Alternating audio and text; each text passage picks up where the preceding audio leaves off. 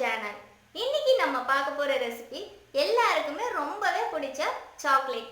வாங்க அது எப்படி செய்யறதுன்னு பார்க்கலாம். வீடியோக்கு போகிறதுக்கு முன்னால் நீங்கள் இன்னும் நம்ம சேனலை சப்ஸ்கிரைப் பண்ணலைன்னா ரெட் கலரில் இருக்கிற சப்ஸ்கிரைப் பட்டனை ப்ரெஸ் பண்ணிவிட்டு பக்கத்தில் வர பெல் சிம்பிளையும் ப்ரெஸ் பண்ணிவிடுங்க. அப்போ தான் நான் எந்த வீடியோ போட்டாலும் உங்களுக்கு நோட்டிஃபிகேஷன் வரும், நீங்கள் ஈஸியாக பார்க்கலாம். 1/2 கப் அளவு milk powder, full fat milk powder எடுத்துக்கணும், அதாவது 125 ml. 1/4 கப் கொக்கோ பவுடர், இது 60 ml.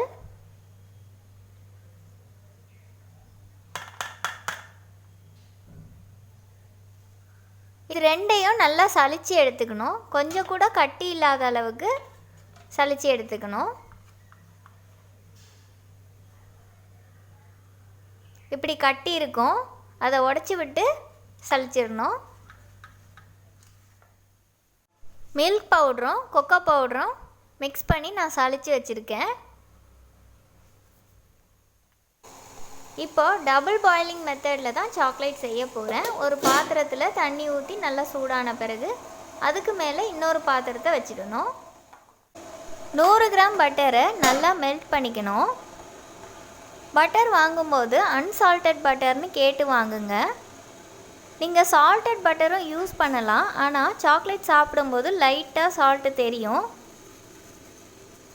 அதனால தான் அன்சால்டட் பட்டர் யூஸ் பண்ணணும்.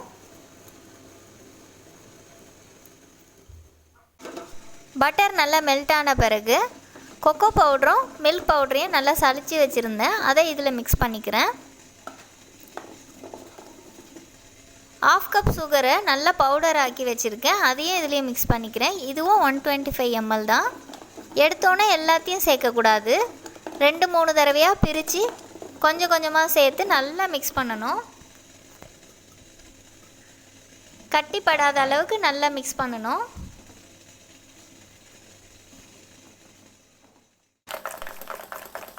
எல்லாத்தையும் சேர்த்துட்டு நல்லா மிக்ஸ் பண்ணணும்.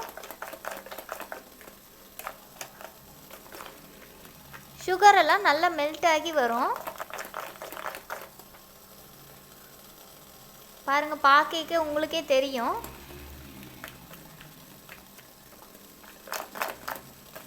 இது கொஞ்ச நேரம் நல்லா மிக்ஸ் பண்ணிகிட்டே இருக்கணும்.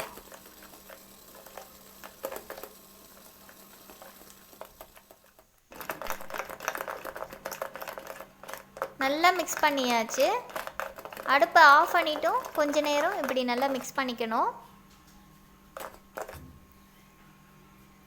பார்க்கவே நல்லா இருக்குது. இந்த மெஷர்மெண்ட் ரொம்ப கரெக்டான மெஷர்மெண்ட். நீங்கள் ட்ரை பண்ணுறதை இப்படியே ட்ரை பண்ணுங்கள், எதுவுமே மாற்றாதீங்க. சாக்லேட் மோல்டு இருந்ததுன்னா நீங்கள் மோல்டில் ஊற்றி ஃப்ரீசரில் வைக்கலாம். அப்படி இல்லைன்னா இந்த மாதிரி கண்டெய்னர் ஏதாவது எடுத்து அதுலேயும் இப்படி ஊற்றி நீங்கள் ஃப்ரீசரில் வச்சுக்கலாம். இது ஃபுல்லாக விட்டு நல்லா செட் பண்ணிக்கோங்க. ஒரு 4 மணி நேரம் ஃப்ரீசரில் வச்சுடுங்க. 3 hours தான் ஆயிருக்கு, நல்லா கட்டி ஆகிடுச்சு. நான் ஒரு நைஃப் வச்சு சாக்லேட்டை வெளியில் எடுக்கிறேன். சாக்லேட் மோல்டாக இருந்தால் ப்ரெஸ் பண்ணாவே வந்துடும். ஒரு பிளேட்டில் இந்த சாக்லேட்டை எடுக்கிறேன்.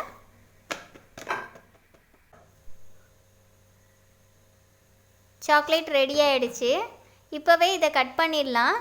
ஏன்னா ரொம்ப ஃப்ரீஸ் ஆகிடுச்சின்னா இதை உடச்சி தான் எடுக்கணும், கட் பண்ண முடியாது. அதனால் இப்போ கட் பண்ணிவிட்டு நம்ம ஃப்ரீசரில் வச்சுட்டு எப்போ வேணுனாலும் எடுத்து சாப்பிடலாம். அப்போ கொஞ்சம் ஈஸியாக இருக்கும்.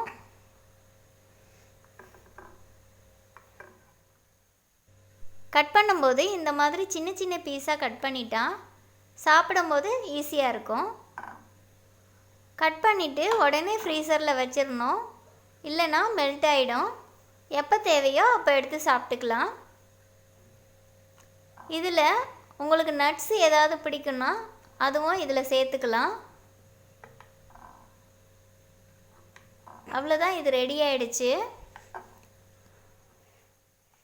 ரொம்ப ஈஸியாக சாக்லேட் ரெடி பண்ணியாச்சு. இதை மறுபடியும் ஃப்ரீசரில் வச்சிடலாம். சாக்லேட் எப்படி செய்கிறதுன்னு பார்த்தீங்களா? கண்டிப்பாக நீங்களும் இதை உங்கள் வீட்டில் ட்ரை பண்ணி பாருங்கள். இந்த வீடியோ உங்களுக்கு பிடிச்சிருந்தா லைக் பண்ணுங்கள், ஷேர் பண்ணுங்கள், கமெண்ட்ஸ் பண்ணுங்கள். மறக்காமல் சப்ஸ்கிரைப் பண்ணுங்கள். அடுத்த ஒரு நல்ல ரெசிபியோடு நான் உங்களை சந்திக்கிறேன். பாய்.